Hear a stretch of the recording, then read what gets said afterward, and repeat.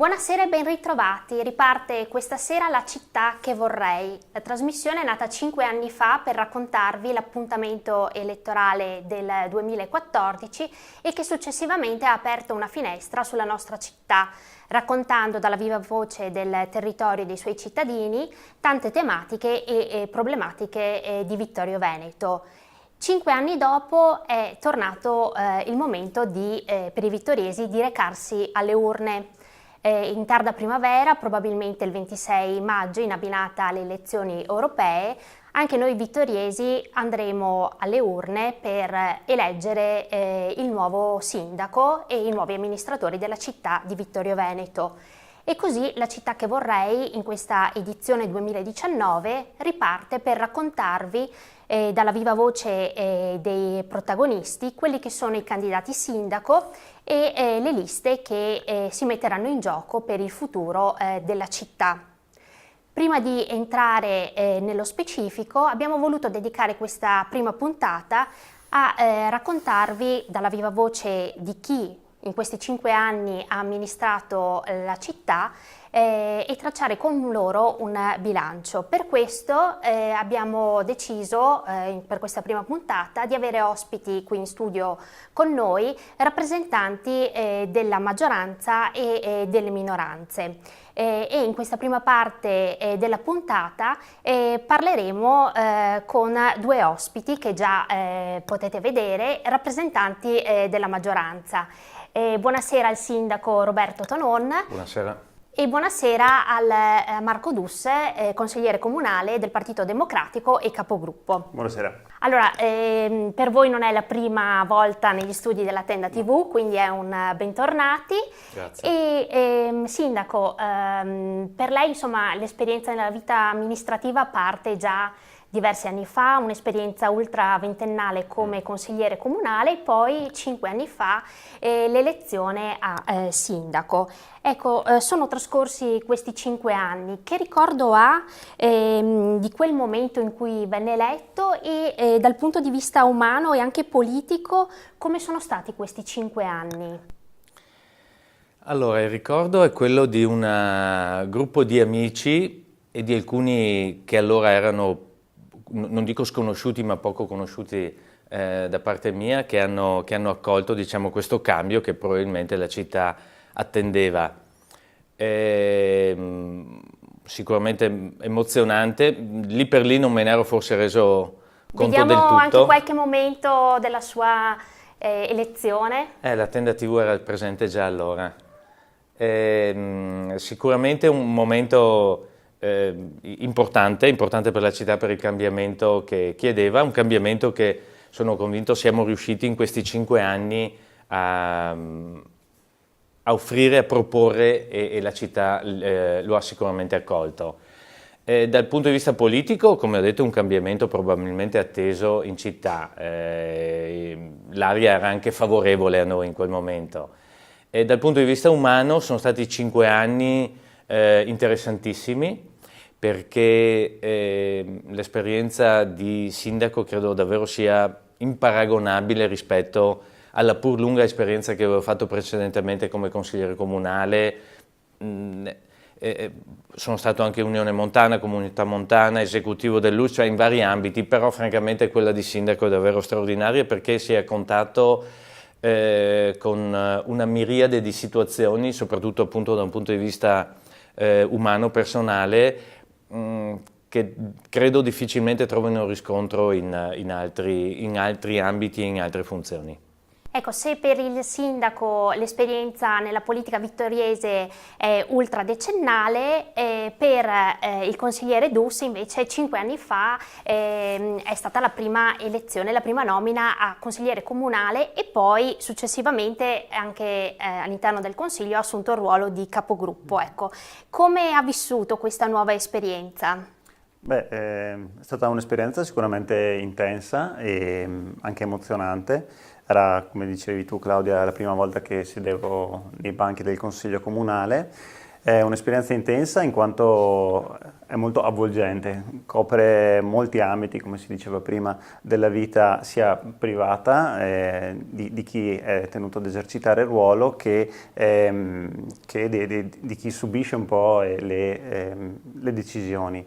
E quindi vieni spesso tirato per la giacchetta per delle decisioni che devi prendere, spesso sei in conflitto anche con te stesso su qual è la vera scelta da fare, quindi ripeto un'esperienza molto, molto intensa e molto emozionante. È un'esperienza che comunque consiglio a tutti di fare. Bene, ecco, di questi 5 anni, sindaco, un ricordo che porterà sempre nel cuore, invece uno di un momento difficile che l'ha segnata. Beh, parto da quello difficile. Allora, il periodo, diciamo, non è stato solo un momento, il periodo più difficile è stato quello che ha visto la città offesa dagli ordigni in municipio, le Molotov probabilmente, gli ordigni in centro città, e la lettera con i proiettili e le minacce che mi era stata inviata. Quello credo sia stato un momento davvero triste, non solo personalmente, ma per la città, perché è stata sfregiata nella sua bellezza.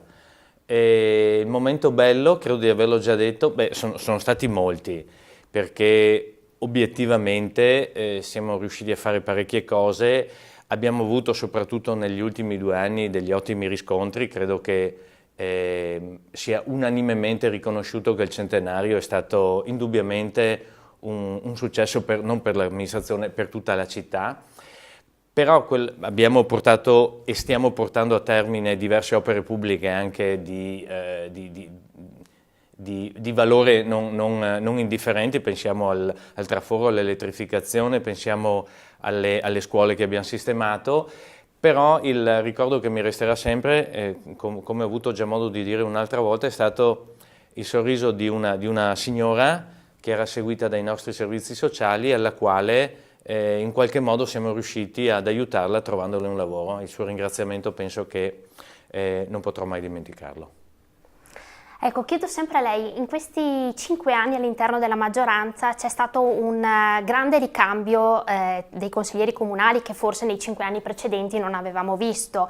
Ecco, lei questo ricambio lo legge come un contributo, come nuova linfa al gruppo della maggioranza, o ha creato anche delle tensioni, dei momenti difficili all'interno del suo gruppo? C'è stato anche qualche momento difficile, inutile negarlo, credo lo si sia accolto anche grazie alla diretta che la Tenda TV con questa amministrazione ha cominciato a fare dei consigli comunali, sia stato come dire, visibile a tutti.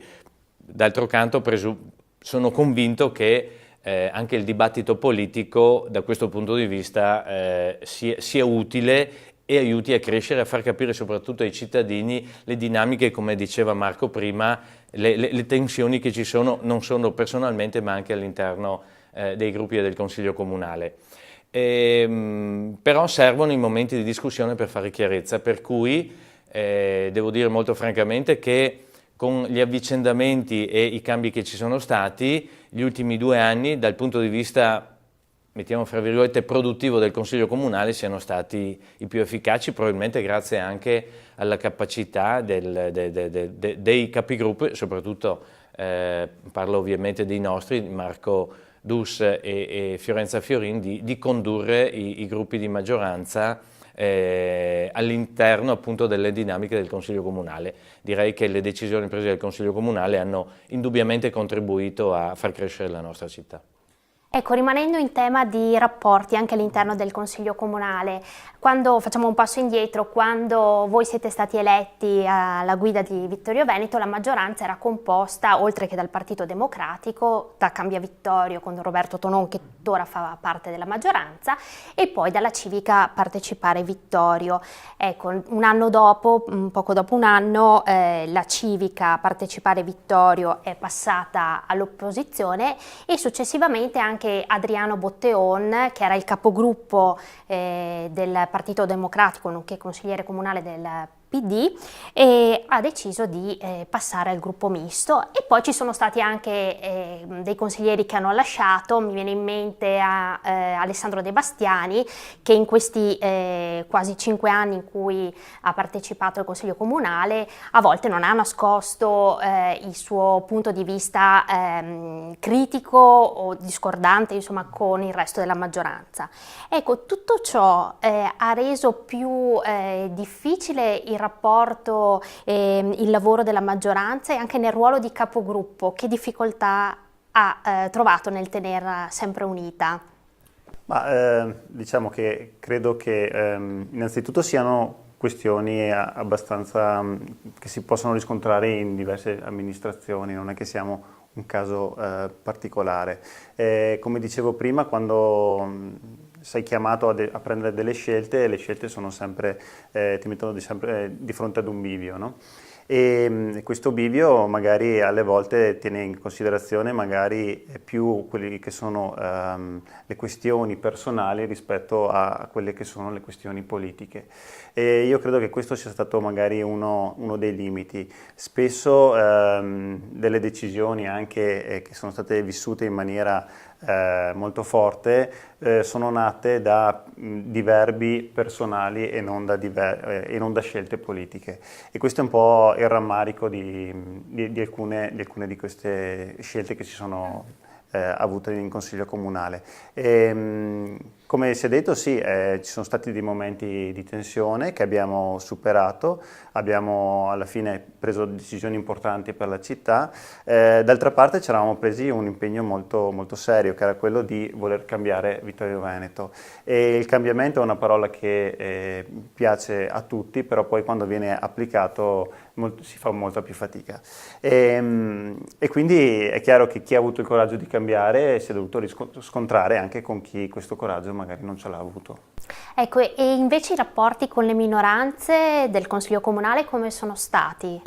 Personalmente, anche come gruppo del Partito Democratico all'interno del Consiglio, si è sempre avuto un dibattito molto franco, e ci sono stati anche toni accesi.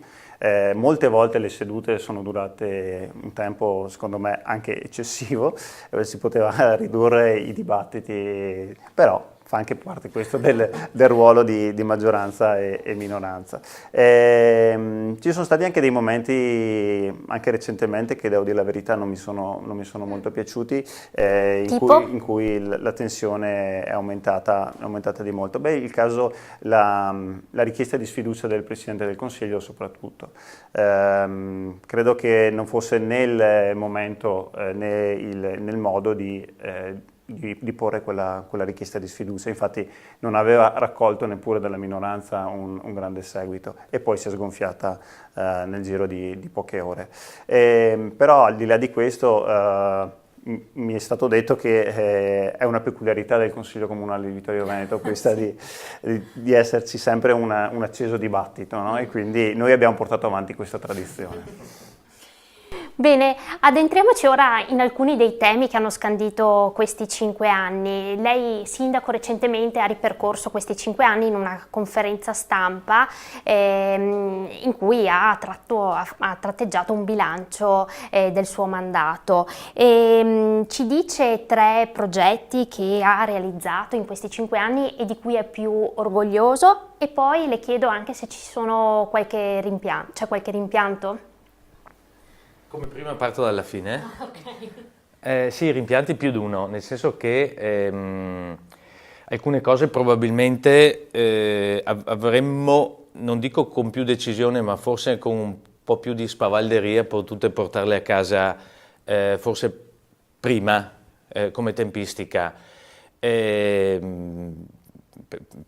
sono alcuni progetti, mi riferisco per esempio alla Polisteca, che era un progetto che non era previsto, diciamo, nel programma di mandato, ma grazie a una brillante idea, devo dire la verità, venuta dal Consiglio Comunale, dai nostri consiglieri comunali, nella fattispecie dal nostro capogruppo. Era un'idea stuzzicante, avrebbe cambiato anche nuovamente implementandolo il centro, perché nel centro ricordiamo che quando siamo arrivati era praticamente svuotato. Abbiamo portato le direzioni scolastiche, entrambe, nel Palazzo Poste, che era quasi vuoto, abbiamo portato il Fab Lab, che non c'era, abbiamo portato il CSM in centro, che non c'era, tutti i locali comunali che erano vuoti, e noi li abbiamo riempiti per fare del centro proprio il centro dei servizi.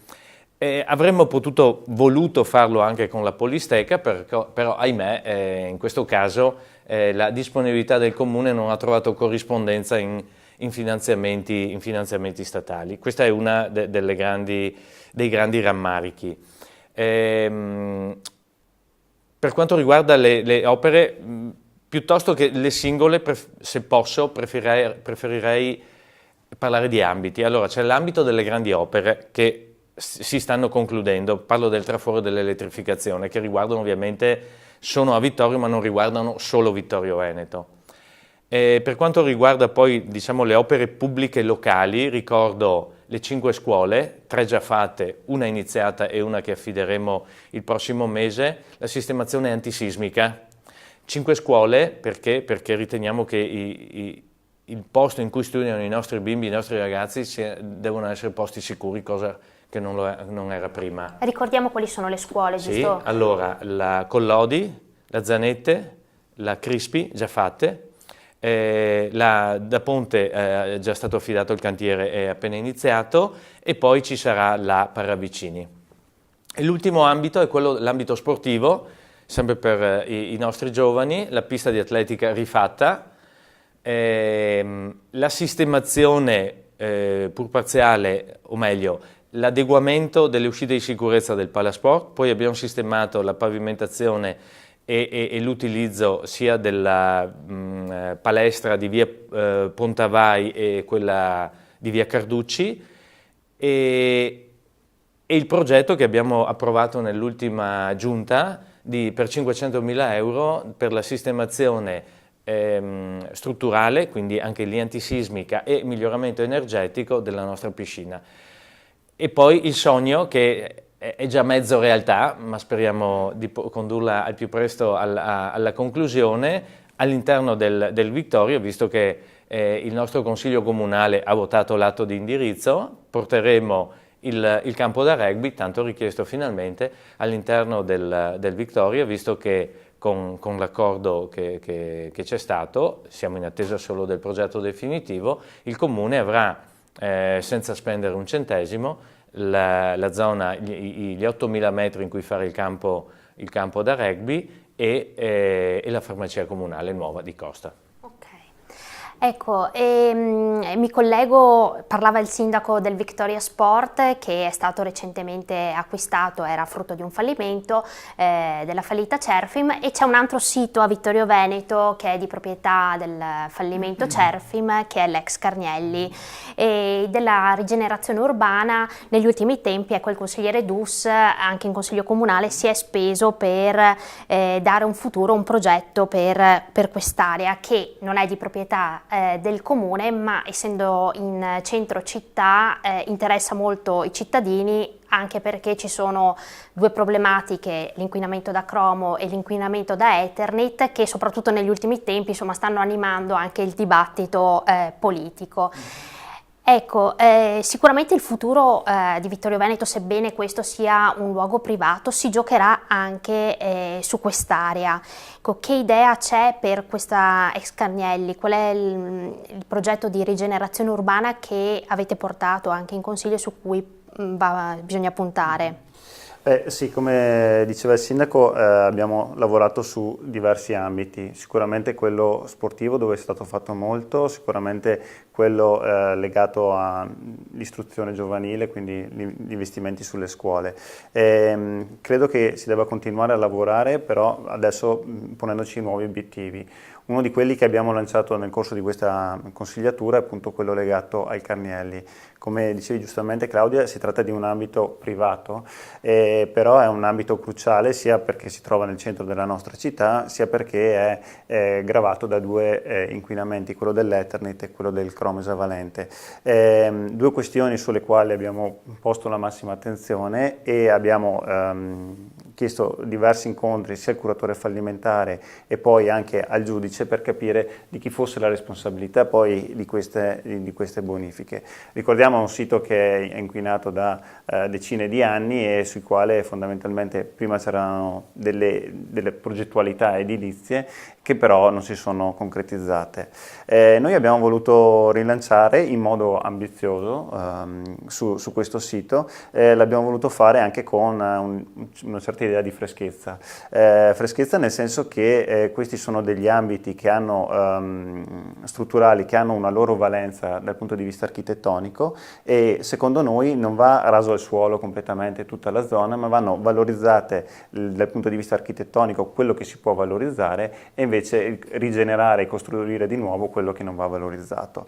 E per fare che cosa però? Per dare degli spazi che non siano solo di natura commerciale, perché anche di commerciale si parla all'interno di quest'area, ma soprattutto di natura residenziale e fornire magari delle strutture per gli anziani che in questo momento la città richiede e non ci sono.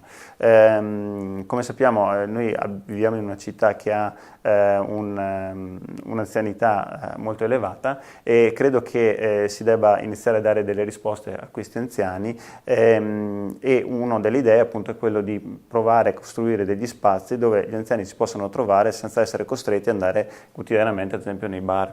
Ci sono dei luoghi molto più accoglienti dove magari poter passare del tempo con i propri nipoti o con i propri figli. Questa era un'idea che è nata all'interno del Partito Democratico, abbiamo coinvolto dei giovani architetti vittoriesi, abbiamo ragionato con loro su quale potesse essere il recupero di questi spazi e abbiamo fatto la nostra proposta. Ora a che punto siamo? Siamo al punto che il bene è in corso un'asta e vedremo, sarà fine mese, sarà lo fine ricordiamo. mese, esatto. Vedremo se l'immobile, tutta l'area verrà venduta oppure no e poi proveremo a interfacciarci con il futuro compratore per fare le nostre proposte su quell'area. Abbiamo già allegato al progetto dato al curatore fallimentare il nostro progetto per dirgli su quell'area noi vogliamo investire, cioè crediamo che si debba svilupparsi in questo modo, quindi con un recupero delle strutture, con delle destinazioni molto, molto libere, nel senso che quello che può essere un parcheggio durante il giorno può diventare un campo da basket alla sera. Sono delle cose che magari per la nostra città in questo momento sembrano ancora utopiche, alcuni mi hanno detto che descrivo un mondo di sogni, però girando in altre realtà sia nazionali che in giro per il mondo, insomma, sono cose che si vedono quotidianamente. Ecco, Sindaco, lei prima citava tra i tanti progetti portati avanti dalla sua amministrazione anche quello del traforo di Sant'Augusta. È notizia di qualche giorno fa che ANAS ha annunciato il completamento del primo stralcio, la Sega Rindola, per il 3-4 di aprile. E poi questa strada rimane l'incognita di dove sbucherà a sud con la viabilità urbana, cioè con l'ipotesi che avevate portato in consiglio comunale era quella di via Carso. Ecco, che novità ci sono in merito? Il 3 aprile cosa succederà? Io spero che succeda anche qualcosa prima del 3 aprile perché a fine mese dovrebbe esserci la commissione che è deputata alla valutazione all'interno del Ministero dell'Ambiente per avere il quarto e ultimo permesso quindi ok, autorizzazione per arrivare in via Carso, perché ricordo che abbiamo già l'ok regionale, urbanistico, della soprintendenza e del provveditorato di lavori pubblici, manca solo quello ambientale. Lo studio è stato fatto, anzi integrato come da richiesta e quindi dovrebbe essere tutto a posto. Questa è la, fra virgolette, novità e quindi spero che questa arrivi ovviamente ben prima del 3 aprile, in modo che il 3 aprile, quando finirà l'ANAS la parte che ha appaltato, abbia la possibilità di aver già cominciato anche la bretellina, quel pezzetto che per chi lavora nel settore mi dice che è un lavoretto ovviamente, e quindi che possa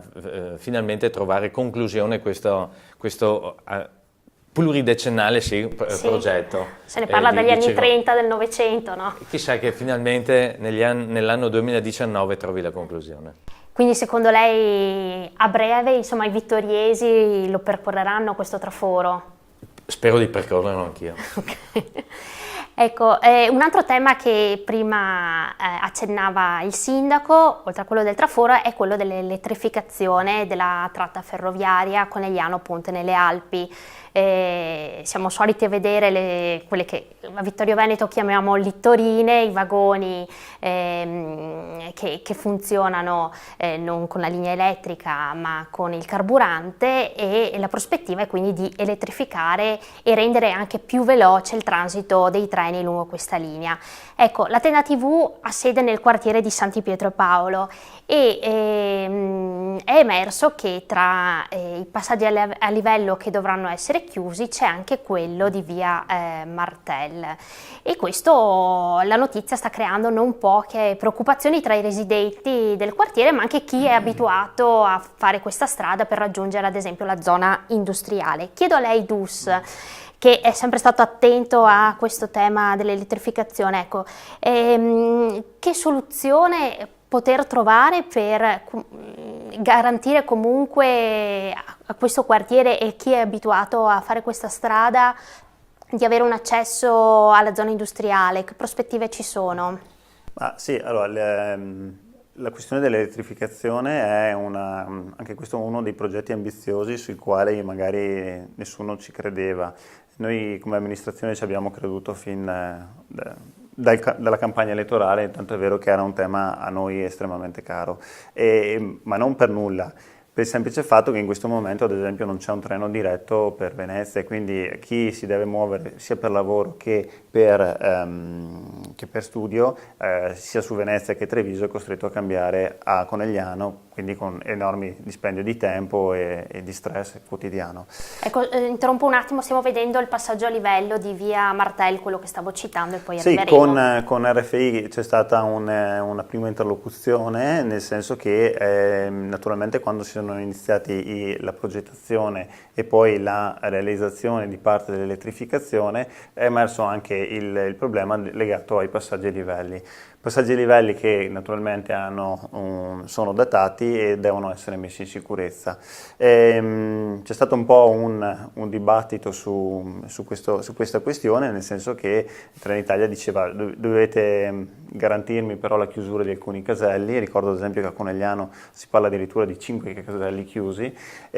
Noi in questo momento stiamo discutendo ancora del casello di via Martel, in quanto è passato sì in giunta ed è stato approvato il progetto in questo momento, ma c'è bisogno di un secondo passaggio sul quale stiamo ancora discutendo.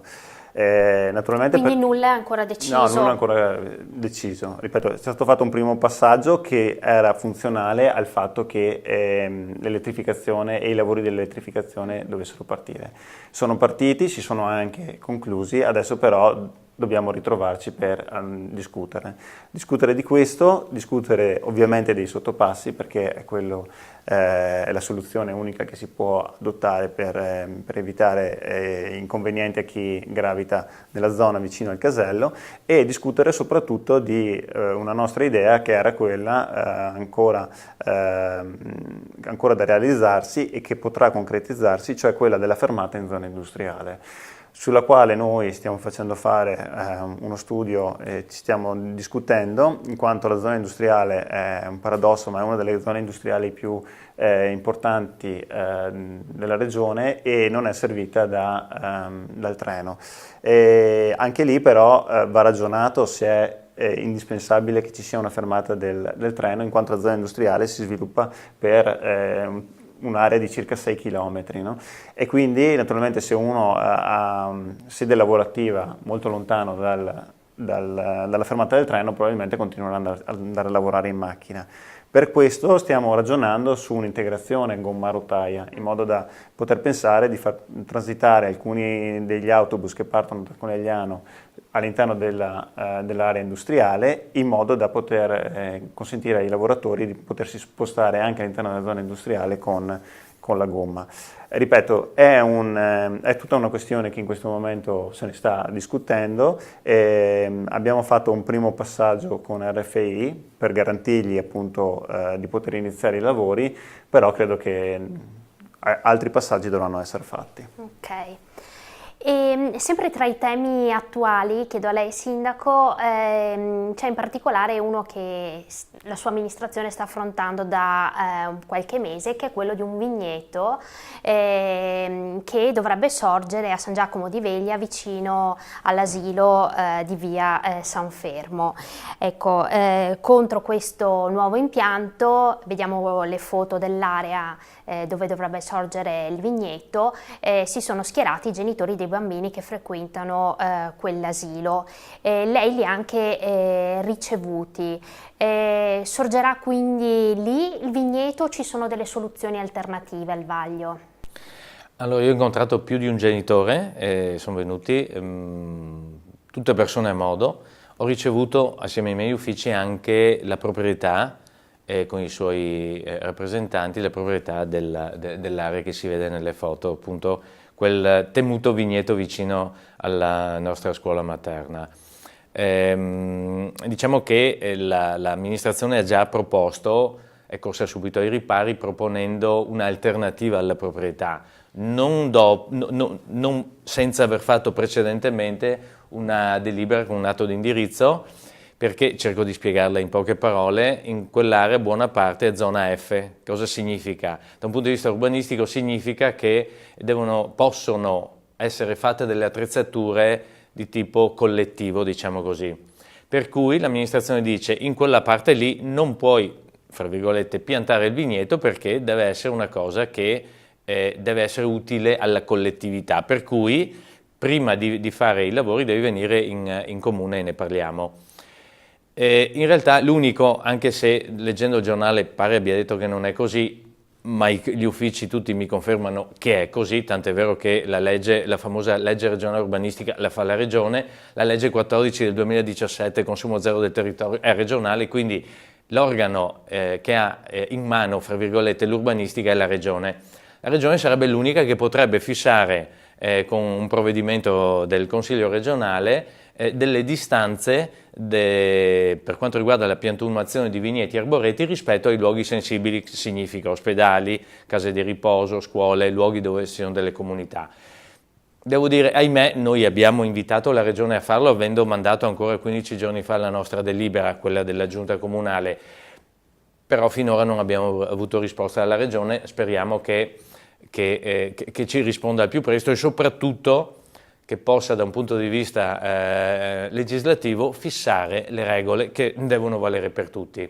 In attesa di questa decisione, l'amministrazione si è mossa, appunto assieme, incontrando la proprietà e proponendo una permuta. Ci siamo incontrati la scorsa settimana e io mi auguro che questa settimana si possa avere una risposta da parte della proprietà. In sostanza il Comune ha proposto di acquisire tutto il terreno che sta appunto vicino alla scuola e di permutarlo dando un'altra superficie analoga in altro luogo. L'aerocampo di San Giacomo? La proposta prima è quella dell'aviocampo. In questo senso ovviamente ho chiesto la disponibilità alla proprietà, che a tutta prima non ha detto di no, di concedere, diciamo così, un periodo di mora. Siccome è ancora in corso e dovrebbe esserci anche questa in febbraio una conferenza di servizi in provincia per quanto riguarda la questione ambientale della caserma Gotti, anch'essa oggetto di permuta in base all'accordo fatto con il Demanio e la Difesa. Ho chiesto di questo periodo di mora per fare in modo che il Comune possa entrare in proprietà dell'aviocampo per poter fare la permuta. Se questo periodo di mora ci verrà concesso, io penso che sarà possibile assolutamente fare questo scambio, quindi garantire alla proprietà che ha fatto i suoi investimenti di poter avere un vigneto, però in una zona in cui lontana dalle abitazioni, dalle scuole, eccetera, e salvaguardare soprattutto in primis quello che a noi interessa di più, cioè la salute dei nostri concittadini, a cominciare dai più piccoli. Ecco, un comune non vive solo di opere pubbliche, ne abbiamo citate diverse, c'è anche la cultura. Ecco, al consigliere Dus chiedo in particolare in questi 5 anni se c'è un progetto, un'iniziativa su cui la città ha veramente puntato. Beh sì, sicuramente sui progetti legati al mondo giovanile che hanno lasciato poi il segno anche sulla stessa città, andando anche lì a recuperare degli spazi che magari erano o degradati o abbandonati. Mi riferisco ad esempio al progetto dei Writers, che hanno abbellito alcune zone della nostra città, ad esempio una che potrebbe essere quella vicino al parcheggio delle poste, che si stava veramente degradando anche dal punto di vista della frequentazione, e che invece con un'operazione legata al mondo giovanile, legata al mondo della cultura, è stata sicuramente valorizzata. Oltre a questo, che mi ha particolarmente colpito in questi anni, è il progetto degli artisti internazionali che si è svolto durante il centenario. È stata veramente una bellissima esperienza, in quanto si è respirato proprio un'area internazionale all'interno. Ecco, adesso vediamo appunto delle immagini.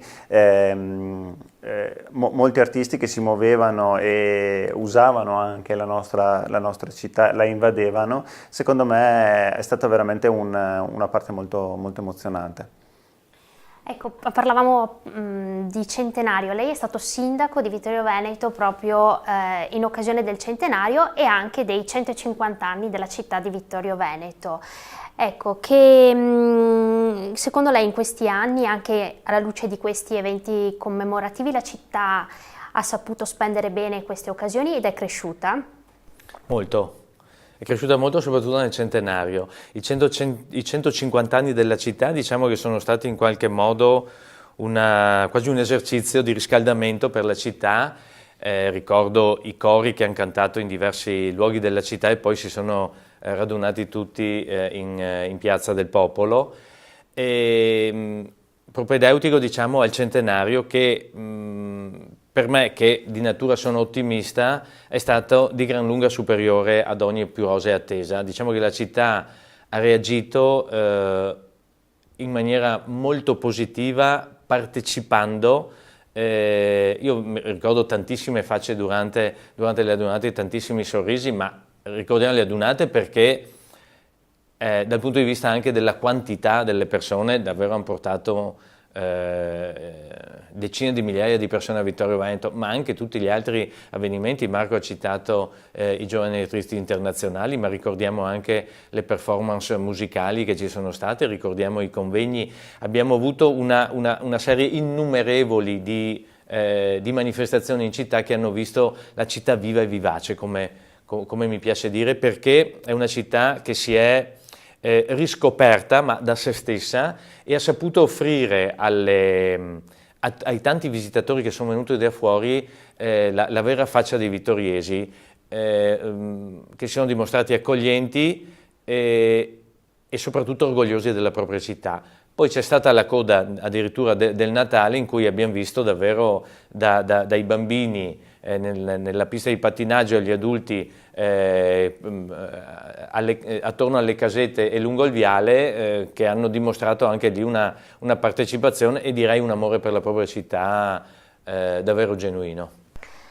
Bene, ci avviamo verso la conclusione di questa prima parte della puntata e volgiamo uno sguardo al futuro. Chiedo sempre a lei, Sindaco, poche settimane fa ha annunciato di non voler correre per un bis e allo stesso tempo ha confermato però la sua disponibilità per un futuro progetto cittadino.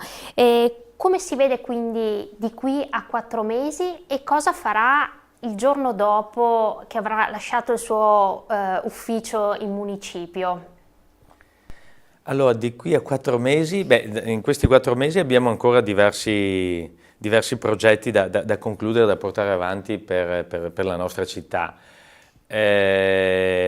Ho garantito al mio gruppo l'impegno anche successivamente per la campagna elettorale. Mi auguro ovviamente che ci sia, anzi sono sicuro che ci sarà chi prenderà il testimone, perché come ho detto servono nuove energie. È entusiasmante fare il sindaco, lo dico molto francamente, ma serve molta energia, quindi è bene che ci sia qualcuno che ha tutte queste energie, queste risorse, perché la città le merita tutte. E il giorno dopo, se il sindaco sarà la persona che mi auguro sia, andrò non solo a fargli i complimenti, ma a offrire, ecco, l'aiuto se sarà ritenuto opportuno. La prima mezza giornata, la seconda penso che mi prenderò mezza giornata di ferie. Magari penserà anche ad un viaggio, un momento di ferie? Perché no? Perché no? Ecco, nel frattempo il Partito Democratico sta lavorando per il dopo Tonon e nelle settimane scorse sono emersi 3 nomi di possibili candidati sindaco. Antonella Uliana, che è assessore alla cultura, Silvano Tocchet, presidente del Consiglio Comunale, e Marco Dus, capogruppo del PD. Dunque, la vedremo candidato per il PD? Diciamo, io 5 anni fa mi sono messo a servizio della città, e il servizio è una parola a cui sono molto affezionato, mi è stata insegnata dagli scout.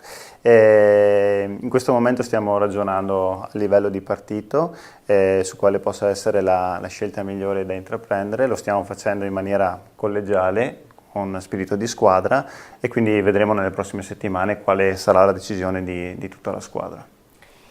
Bene, grazie. Con questa risposta allora si conclude la prima parte della nostra puntata dedicata al bilancio dei 5 anni di amministrazione Tonon. Grazie ai nostri 2 ospiti e chissà, forse ci vedremo nei prossimi mesi ancora in questi studi in vesti di candidati.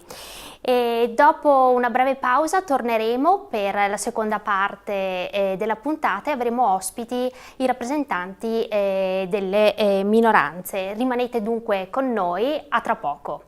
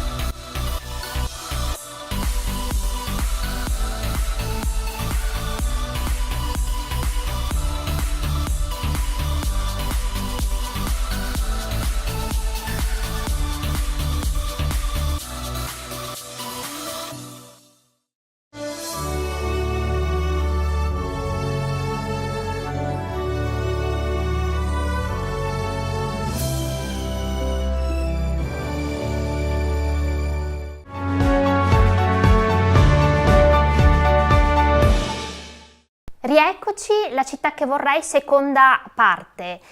Questa prima puntata è dedicata al bilancio dei 5 anni di amministrazione Tonon e dopo aver avuto ospiti nella prima parte il sindaco Tonon e il consigliere Dus, ora diamo voce alle minoranze.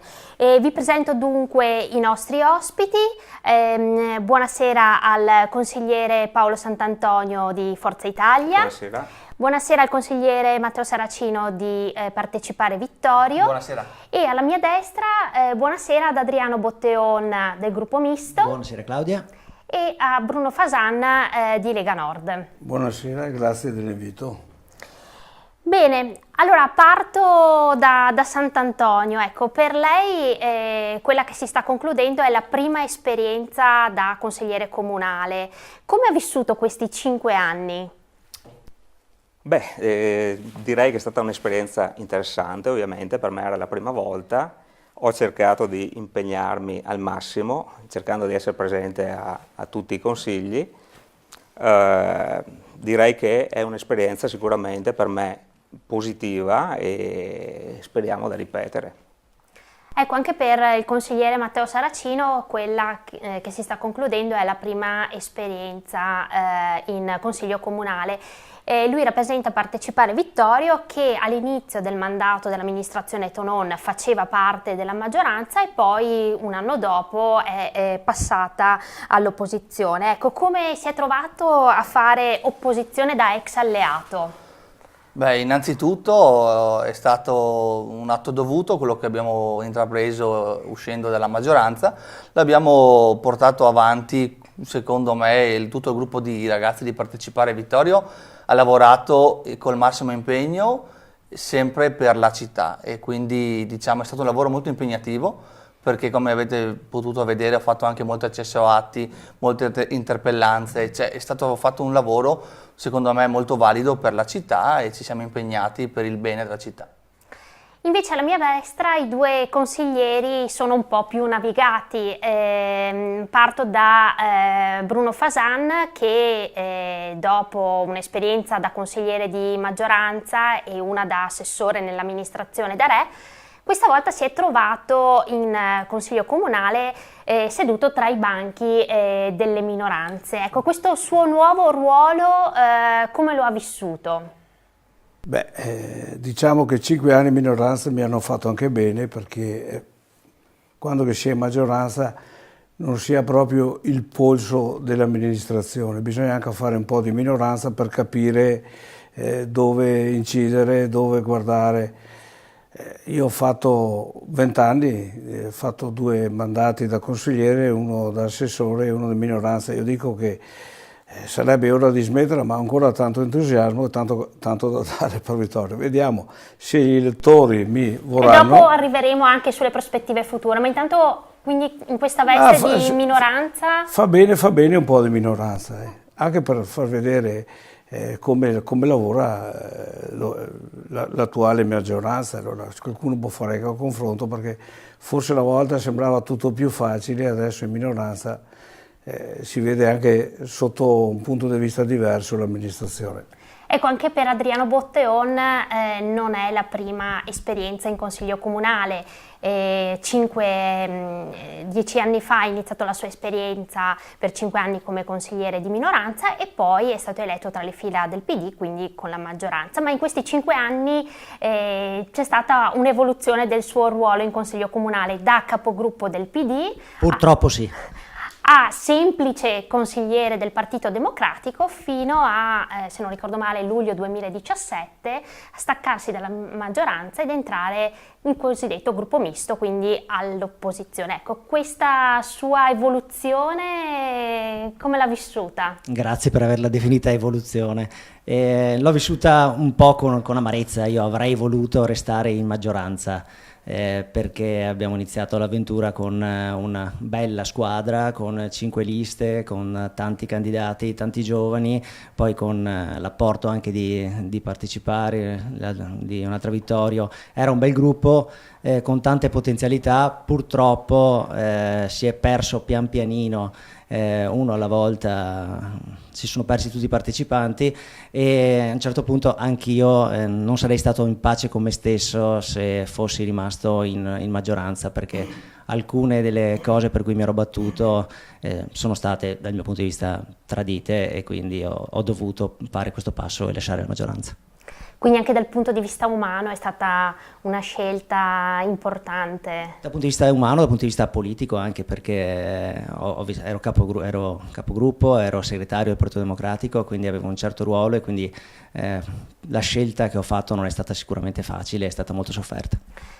Ecco, veniamo ora a tracciare un bilancio di questi 5 anni dell'amministrazione Tonon vista dagli occhi delle minoranze. Ritorno al consigliere Sant'Antonio di Forza Italia.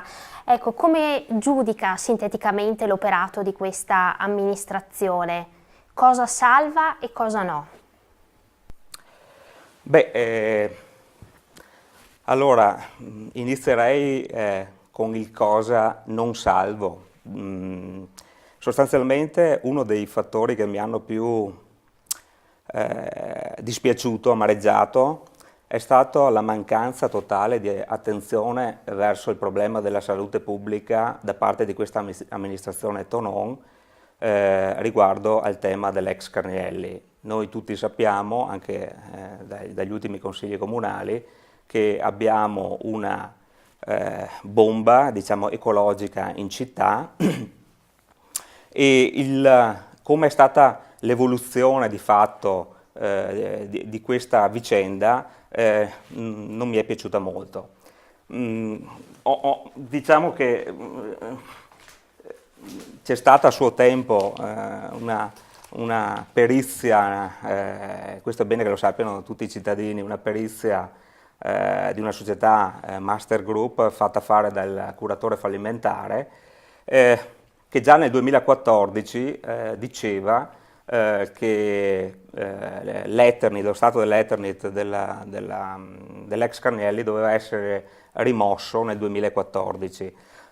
Questa perizia, che è venuta alla luce grazie al consigliere, al collega Matteo Saracino, è rimasta nei cassetti per 3 anni e solo quest'anno, ad agosto, in qualche modo è uscita alla luce di una delibera comunale che doveva cambiare l'uso, la destinazione d'uso di un'area.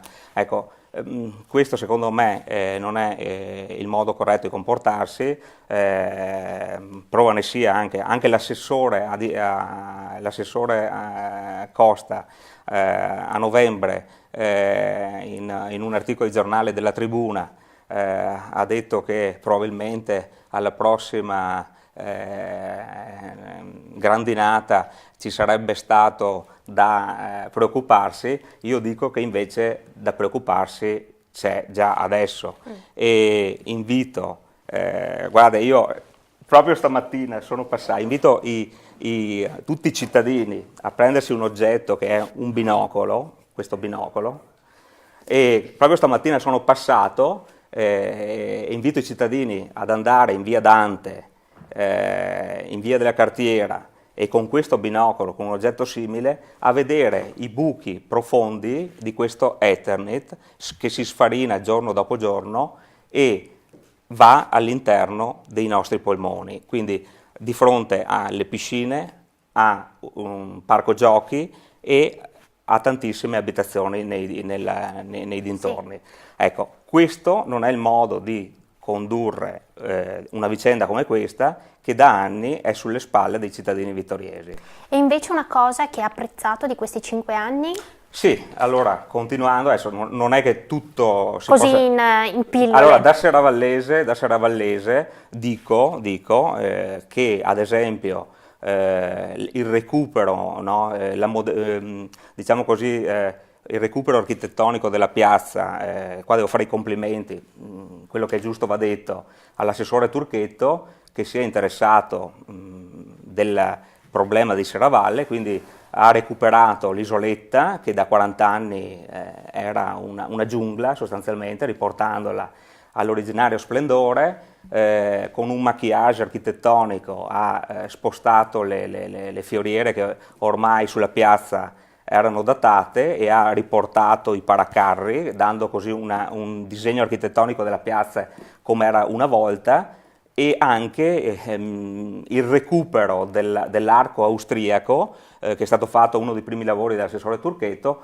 Qua devo fare i complimenti all'assessore, quindi le cose vanno dette, anche se il lavoro fatto da Turchetto nell'Arco ci ha pensato una sua collega a renderlo quasi inefficiente, perché adesso si vedono dei tubi innocenti e un bandot di latta. Sì, che si riferisce giusto a un'opera di quelle all'opera del centenario. d'arte, io la chiamo il bandot, con dei tubi innocenti, che sarebbe il caso che la prossima amministrazione, una delle prime cose che faccia, riporti all'originale arco, senza quindi questa bruttura. E per lei Saracino cosa salva e cosa no di questa amministrazione? Beh, innanzitutto partiamo da cosa salvo. Salvo gli investimenti per la messa in sicurezza delle scuole. Quello era un atto dovuto ed è stato portato avanti, e dopo ci sono stati altri, diciamo, interventi di riqualifica, come ha già citato Sant'Antonio, dal discorso di Serravalle, anche passando per qualcosa fatto in centro, che è stato fatto. Diciamo che però nel complesso non posso essere soddisfatto di questa amministrazione, perché ha disatteso una serie di promesse, una serie di impegni. Tipo una promessa? Una promessa disattesa, possiamo dire, è questo traforo. Il traforo che, come abbiamo scoperto in questi giorni, non si sa ancora dove uscirà. Sappiamo che adesso termineranno dei lavori, ma non sappiamo dove uscirà. Oltre al traforo c'è anche tutto il discorso del rilancio turistico, perché onestamente c'era questa occasione del centenario che secondo me non è stata sfruttata al massimo e non ha avuto un progetto a lunga durata sul territorio. Una cosa che secondo me questa amministrazione ha fatto e non ci accorgeremo fino a quando non verrà realizzata è quell'assurda rotondina che verrà fatta nei pressi dove c'è la Coop della via del Cansiglio verso l'ospedale, che andrà a danneggiare un'arteria del traffico, diciamo, andando a portare via una pista ciclabile di un certo livello, e soprattutto sono andati contro il parere della polizia locale, che suggeriva di non farla. E dopo sull'ex Carnielli ha già citato che è stato un lavoro fatto in mesi di ricerche, tutta una verità mai uscita, e insomma, e chi ci paga come sempre è il cittadino. Ecco, passo a chiedere al consigliere Botteon, ecco, in questi 5 anni secondo lei l'amministrazione Tonon dove avrebbe potuto fare di più? Allora, intanto devo dire che secondo me amministrare, fare il sindaco e fare l'assessore non è facile, e quindi io sicuramente apprezzo chi ci prova, e credo che tutti, anche Tonon e la giunta di cui sono oppositore in questo momento, penso siano impegnati al massimo, e va portato loro rispetto per l'impegno. Posso, se mi consenti, anche dire qualcosa che anche a me è piaciuto. Devo dire che la gestione eventi del centenario secondo me è stata fatta bene, non il progetto, che è stato un disastro, il progetto iniziale, però la seconda parte, quindi legata agli eventi, secondo me è stato un lavoro molto faticoso e gestito anche piuttosto bene, e anch'io sicuramente lodo, apprezzato, e mi sono battuto anche per gli investimenti sull'antisismica nelle scuole, quindi positivo. Dal punto di vista delle cose non fatte c'è una lunga lista di promesse elettorali, ne cito un paio, ovvero l'isolamento di Ceneda, che era una delle cose che sicuramente sulla quale di più ci siamo battuti in campagna elettorale, sul cambiare quello che è stato l'assetto viario della città, che ha un po' isolato Ceneda e che in realtà è rimasto così dopo 5 anni, e anche San Giacomo, abbiamo promesso in lungo e in largo che ci saremmo battuti per cercare di portare il traffico fuori da San Giacomo. In realtà la situazione è rimasta quella di 5 anni fa, ovvero con code alla mattina e ogni santa sera delle giornate lavorative in ingresso alla città, e secondo me è una delle cose peggiori che purtroppo abbiamo ereditato, ma su cui non so cosa sia stato fatto sinceramente, nonostante fosse una delle cose che avevamo promesso. Devo citare alcune cose che per fortuna non sono state fatte, perché intenzione di questa giunta era, uno, fare un supermercato vicino all'emisfero, e a questo supermercato era legata la Piazza Meschio, e per fortuna non è stato fatto, e per fortuna la priorità è tornata a essere Piazza Meschio, perché altrimenti non so se in questo momento avremo Piazza Meschio, perché la priorità per la giunta era Piazza Ceneda, su cui sarebbero stati dirottati i fondi comunali. E Ecco, da mescolino lei all'epoca... Da mescolino mi sono sì. battuto, penso, con tutte le mie energie, ed è stata anche la ragione principale, era il nostro primo punto elettorale, la ragione principale per cui sono uscito dalla maggioranza, perché quando ho visto che i fondi comunali erano su Ceneda e non erano su Meschio, mentre Meschio era legato al supermercato, è una cosa che non ho assolutamente accettato. E un'altra cosa che non è stata fatta, per fortuna, è stato dare alcuni servizi sociali importanti, tra cui l'asilo, al Cesana Malanotti, così come era intenzione e come è stato anche proclamato ufficialmente con tanto di conferenza stampa dalla Giunta. Ecco, anche al consigliere Fasan chiedo cosa ha apprezzato di questi 5 anni e cosa invece avrebbe fatto in modo diverso. Beh, chi segue le trasmissioni La Tenda TV ha visto nel tempo i miei interventi in Consiglio Comunale e tutte le cose che ho denunciato che non andavano bene. Guardi, la cosa che mi preoccupa di più è la mancanza di trasparenza di questa amministrazione. Si fa domande di accesso agli atti, si fanno domande in Consiglio Comunale, risposte, anche se sollecitate varie volte, mai, perché è un po' difficile, forse è un po' difficile rispondere dove si sbaglia. Poi sicuramente nasce ora la mancanza di PAT. Il PAT è, diciamo, è un piano attuativo territoriale nuovo, come si può dire... Un piano che disegna l'assetto territoriale della città, quello che è il futuro. Che dà il futuro della città. Hanno preferito... Un'altra promessa elettorale, però guarda che il PAT, mi sembra che siano in provincia di Treviso solo 5 comuni che non hanno realizzato il PAT. Si è preferito adoperare strumento della rigenerazione urbana. La rigenerazione urbana va per lo più a realizzare opere commerciali di cui Vittorio probabilmente non ha tanto bisogno, ha bisogno invece di un programma, non so, fare rigenerazione urbana a Carnielli oppure a Milanese non dà sviluppo a quella parte della città, cioè il futuro di Vittorio Veneto dovrà essere sicuramente Costa Meschio, perché tutte le altre parti sono ingessate dalle montagne o dall'attuale edificato. Pertanto non sarebbe stato male portarsi in casa il Victoria, direi, per un pugno di... Sì, ne parlava prima il sindaco nella prima parte della puntata, benissimo, dove diceva dell'accordo che potrebbe andare in porto con il privato. L'accordo con il privato lì doveva diventare sicuramente un'area comunale per lo sviluppo della città, come l'area Borca. Anche l'area Borca è sempre stata fondamentale per lo sviluppo della città. Questa volta che era in vendita si doveva portare a casa. Ci sono poi, che fine hanno fatto le caserme? Sono 5 caserme a Vittorio Veneto, abbiamo dato un mandato all'amministrazione di fare nel modo migliore, adesso si presume che di uno scambio del vigneto vicino all'asilo di San Giacomo con l'area Areocampo. Io non ci credo, perché l'Areocampo non è del comune, e come si può fare uno scambio se non si ha nemmeno la proprietà? Ci sono un sacco di cose. Comunque la cosa che mi angustia di più è la mancanza di trasparenza. Un esempio, ancora il mese di ottobre ho fatto delle domande ai revisori di conti, il mese di ottobre, no? Facendo la solita trafila, mando la lettera a Tocquet, ha aspettato un mese per mandarla ai revisori di conti, i revisori di conti si sono riuniti, l'hanno mandata all'inizio gennaio all'amministrazione, devo vedere ancora la risposta dei revisori dei conti. Ma scherziamo? Io sono un consigliere comunale, capogruppo della Lega, io devo avere in mano tutte le carte, per favore. Ecco, questo qui sicuramente, e poi soprattutto, come ha già dichiarato Botteon, non hanno realizzato quello che avevano detto in campagna elettorale. Non lo so, la moria di tutti, io chiamo la moria di tutti questi consiglieri in maggioranza, De Bastiani, si riferisce a consiglieri che hanno lasciato. Ma è chiaro, De Bastiani ha portato un sacco di voti a questa amministrazione, è stato messo su un angolo, forse poteva dare di più.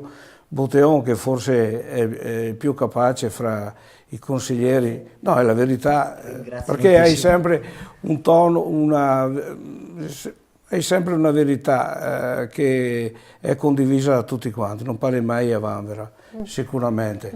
E qualcosa che ha invece apprezzato di questi 5 anni? Devo concentrarmi? Non lo so. Guarda, io ho fatto 15 anni di maggioranza. Il lavoro, il modo di lavorare che avevamo noi era totalmente diverso da questa amministrazione. C'era sicuramente più trasparenza e poi eravamo sempre in mezzo alla gente. No? Opere pubbliche, io ho fatto 25 milioni di opere pubbliche in 5 anni, 5 milioni all'anno, e il 70% era finanziato dalla regione e dall'Europa. Quindi mi pare Questi qui capire non hanno che preso boccia... niente in Europa. ma boccia proprio completamente No, devo l'amministrazione, concentrarmi. non dà Guarda, hanno fatto nessun... la scuola di Carpesia, che a mio parere non ha almeno tutti i requisiti di essere a norma. Non lo so. Allora, cambiamo tema. Si è da poco concluso il 2018, l'anno del centenario. Sant'Antonio, secondo lei la città, questa occasione, questo centenario della Grande Guerra, l'ha saputo sfruttare appieno? È stato valorizzato adeguatamente? Ma non ho un grande apprezzamento per quest'anno, per queste manifestazioni del centenario. Io avrei fatto molte meno cose, molte meno manifestazioni, anzi probabilmente ce ne sono state troppe. Avrei fatto 3 manifestazioni, ma molto importanti. Qua c'è da dire che quest'anno ci siamo fatti scappare, e non lo avremo più, la manifestazione del Presidente della Repubblica. Ci sarebbe stato la presenza al centenario di Vittorio Veneto, il Presidente della Repubblica, che è finito a Trieste, voglio dire, no. Forse se c'era un po' più di richiesta da parte dell'amministrazione, probabilmente il Presidente arrivava anche a Vittorio Veneto, quindi avrei fatto poche manifestazioni di più alto livello. Non solo, se faccio un confronto tra il cinquantenario, quindi del cinquantenario, quando c'era il sindaco professor Toffoli, che tra l'altro è anche il maestro politico del nostro attuale sindaco, il professor Toffoli ha portato a Vittorio Veneto, so che i paragoni 50 anni fa ad oggi sono sempre da prendere con le pinze, però di quel cinquantenario ci sono rimaste le piscine comunali, c'è rimasto un palazzetto dello sport, e ci sono rimasti ancora dei soldi. Se vado a vedere cosa è stato portato a casa nel centenario quest'anno, nulla di tutto ciò, cioè non rimarrà nulla a Vittorio Veneto, tranne che qualche colpo di cannone sparato da qualche assessore con la cavalleria. Ecco. Vedo Botteon pronto anche lui a dare un commento su questo centenario.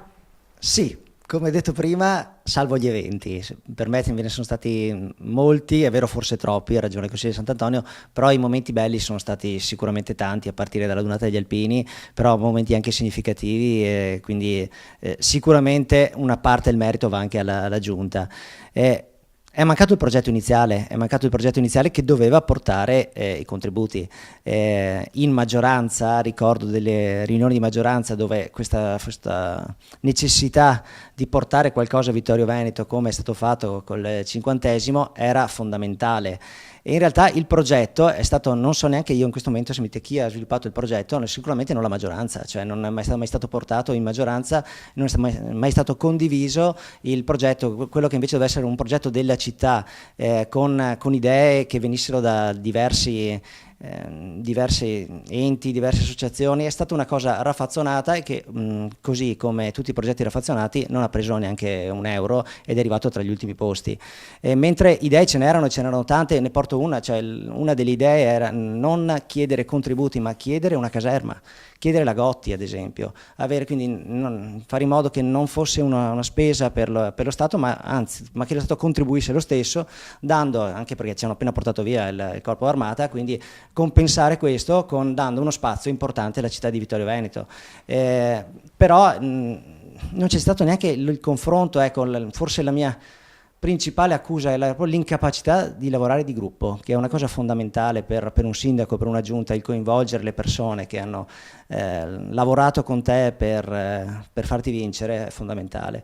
E non c'è stato su questo, che è il centenario, che era il secondo punto del nostro programma elettorale dopo Piazza Meschio, ma non c'è stato per tante altre cose. E quindi di conseguenza non abbiamo preso un euro.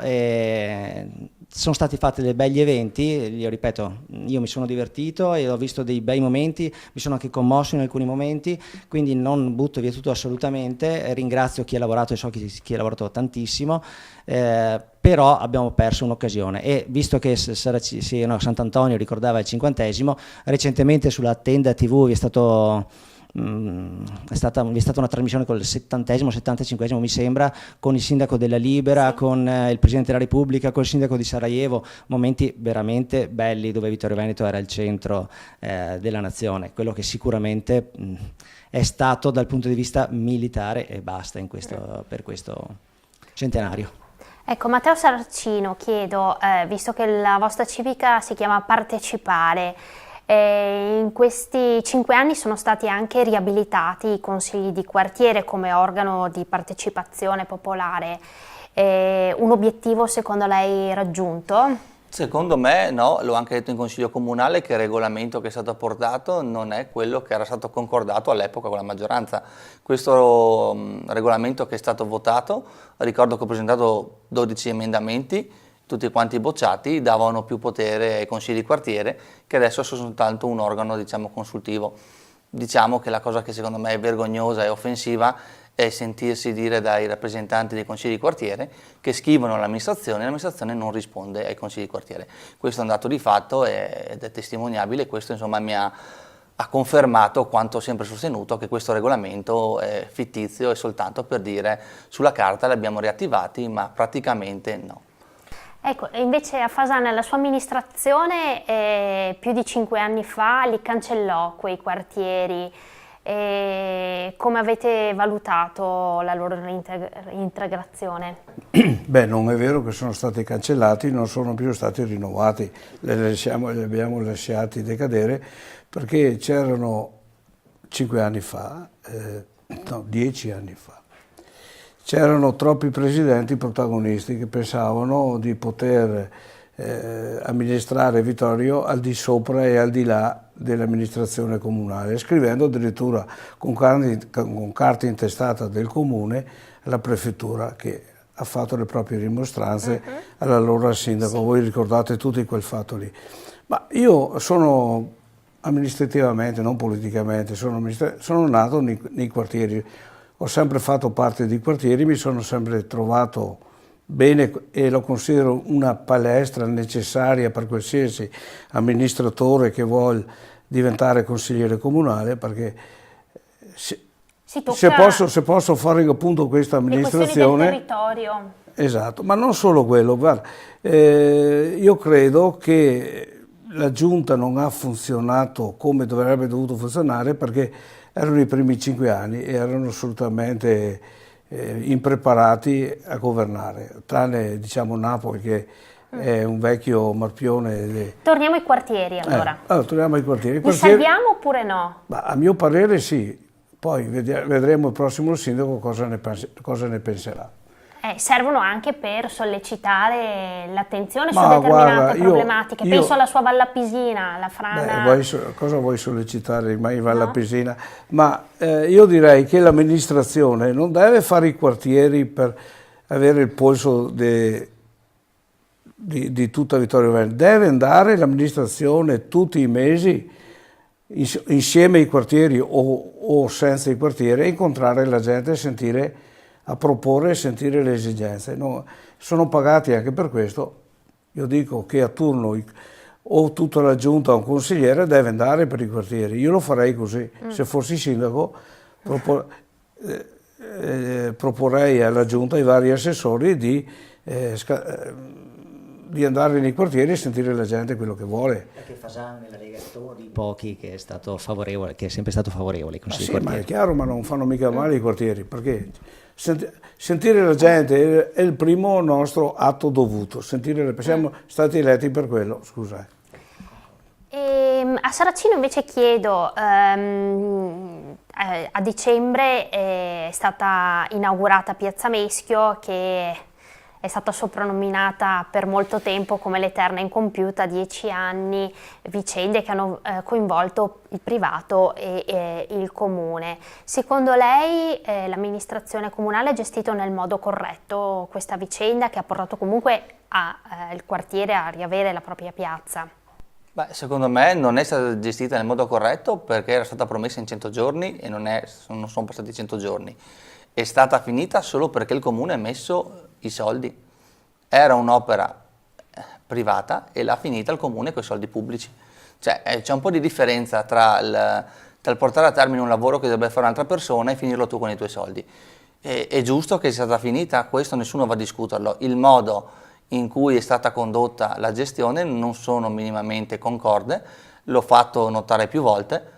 Io mi auguro solo che adesso non venga fuori che la fideiussione non sarà più escutibile, perché il famoso Piruè è stato variato con quel famoso consiglio comunale che aveva votato un accordo transitivo tra le parti, e quindi reputo che tutta la gestione non è stata fatta in modo corretto. Ripeto, ci sono dei problemi oggettivi di chi ha condotto l'operazione, che parte dalla Lega e arriva a questa amministrazione, che ci ha portato in questo punto morto, dove ha costretto l'amministrazione, pur di finire la piazza, che è una delle poche opere pubbliche che riuscirà a terminare, metterci 720.000 euro di soldi pubblici.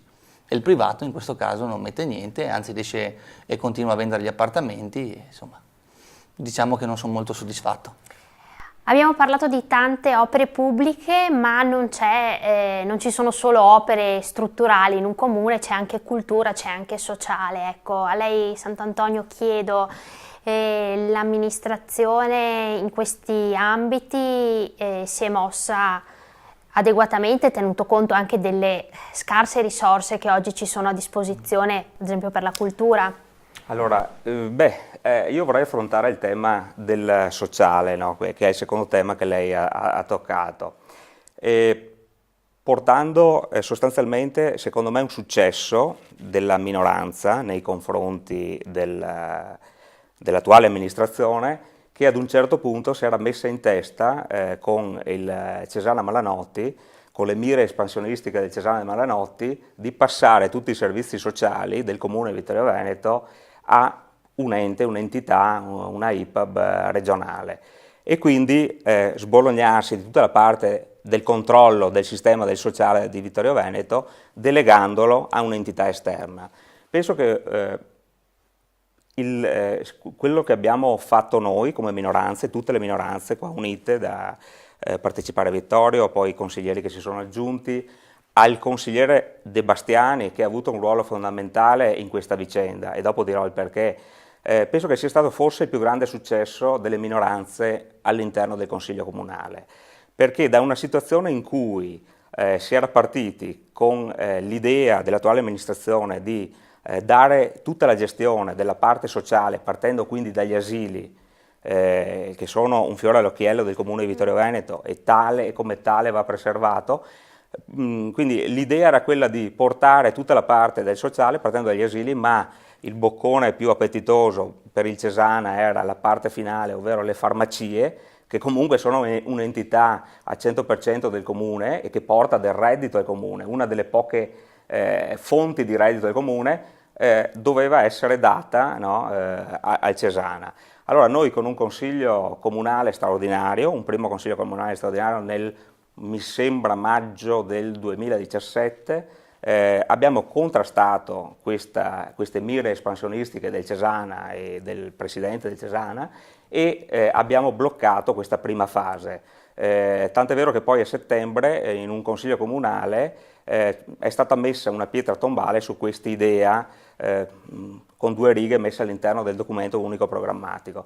C'è stato poi un tentativo ulteriore l'anno dopo, nel 2018, e qua proprio c'è stata un'azione fulminea da parte delle minoranze, il tentativo di annettersi nuovamente un'altra entità comune IPAB del controllo del comune, cioè l'IPAB Fender, perché questa IPAB aveva un tesoretto che poteva far comodo, 1.200.000 euro, poteva far comodo al Cesana Malanotti. Qua ci siamo mossi fulmineamente ed abbiamo portato, qua è stato un successo, devo dire, di tutto il Consiglio Comunale, ma un successo della città, che all'unanimità, su una proposta nostra della minoranza, di sostanzialmente intimare al Cesana Malanotti perché voleva adire a vie legali per portare in casa questa Fender.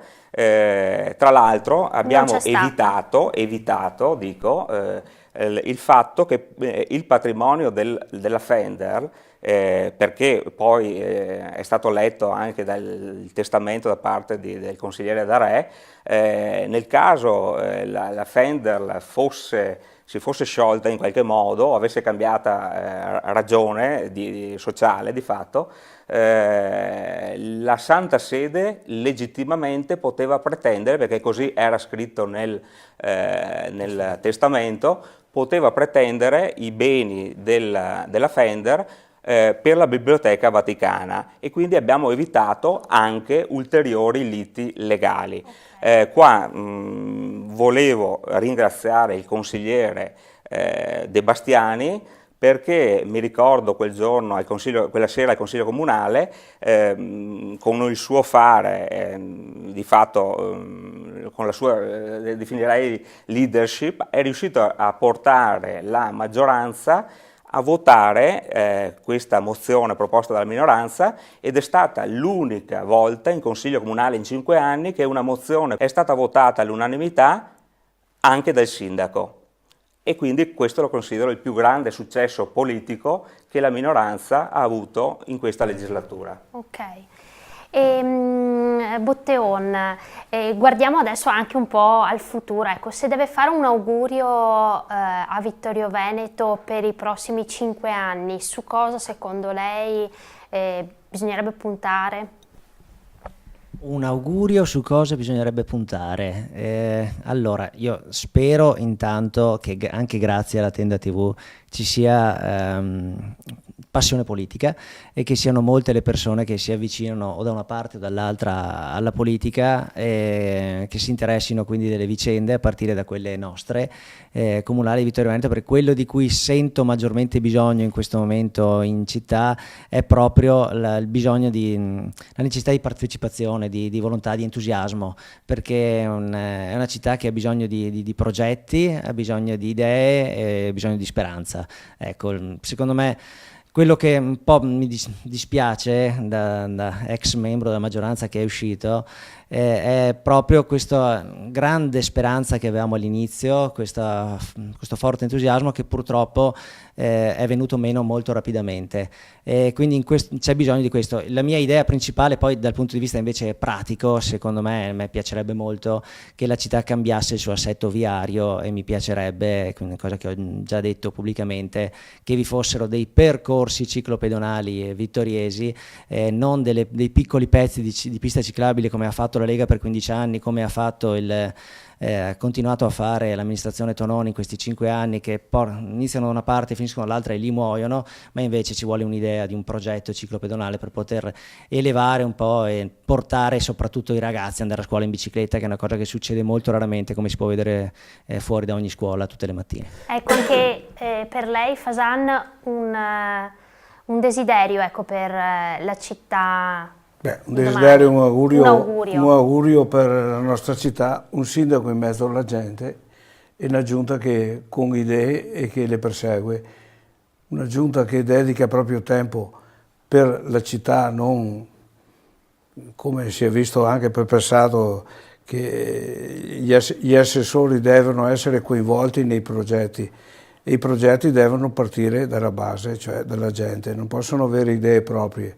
Non fatemi parlare di quello che è successo in questi 5 anni, ma ecco, comunque io auguro sicuramente un sindaco in mezzo alla gente che ascolta la gente, soprattutto quello. Ok. E da ultimo vi chiedo a tutti voi il vostro futuro. Lei Sant'Antonio si ricandiderà alle prossime amministrative? Direi di sì. L'esperienza è stata positiva per quanto mi riguarda, per cui mi ricandiderò a consigliere comunale nelle file di Forza Italia. Ecco, Partecipare Vittorio ci sarà di nuovo in Matteo Saracino? Allora, innanzitutto Partecipare Vittorio sta lavorando a un progetto più ampio di matrice civica per creare un'alternativa concreta sia alla Lega che al PD. Matteo Saracino, se questo progetto prende corpo, si impegnerà, come sempre ha fatto in questi anni, con tutto il gruppo di Partecipare, per il bene della città e per fare l'augurio che qualcuno ha spiegato prima. Il nostro augurio è che Vittorio torni a essere, diciamo, un richiamo per i giovani e non sempre vede i giovani andare via. Bruno Fasan? Beh, come ho già detto, se mi vogliono sono a disposizione per fare la mia parte. Io mi auguro che il prossimo Consiglio Comunale non sia un Consiglio Comunale di sprovveduti alle prime armi, ma che sia un giusto mix fra vecchi marpioni dell'amministrazione, come potrei essere io, i presenti, gli altri consiglieri qui, e i giovani, perché mancano sicuramente i giovani che hanno voglia di impegnarsi per la città. Vedremo. E Adriano Botteon, ecco, dopo 2 candidature a consigliere, ora? Non credo che farò parte del prossimo Consiglio Comunale, in questo momento non è mia intenzione, non credo. Io sono una persona di centrosinistra e mi piacerebbe, ho lottato sempre per il centrosinistra unito, in questo momento il centrosinistra è fratturato a Vittorio Veneto, purtroppo per opera soprattutto delle scelte, come ho detto prima, del sindaco Tonon e della giunta, e quindi in questo momento sono spaesato. Sicuramente non appoggerò forze che danno continuità quindi a quella che è stata l'opera dell'amministrazione Tonon. Sicuramente mi piace molto l'idea che ha espresso in precedenza il consigliere Saracino, quindi sono più vicino a quelle posizioni, ma non penso che farò parte del prossimo Consiglio Comunale. Vabbè, chissà, qualcuno di voi magari lo rivedremo qui ospite della nostra trasmissione La città che vorrei, e con questo giungiamo a conclusione della nostra prima puntata. Grazie ai nostri ospiti. Grazie. Grazie naturalmente ad Alessio Denardi e a Federico Campodall'Orto che hanno curato la parte tecnica, e Federico ha firmato con me questa puntata. Vi ricordiamo che potete rivedere questa puntata sul nostro sito www.latendatv.it e seguirci naturalmente sulla nostra pagina Facebook, dove vi aggiorneremo anche sulle prossime puntate e sugli ospiti che avremo. Così avete anche l'occasione di porre delle domande che poi noi a nostra volta indirizzeremo ai nostri ospiti. Grazie ancora e alla prossima puntata. Buona serata.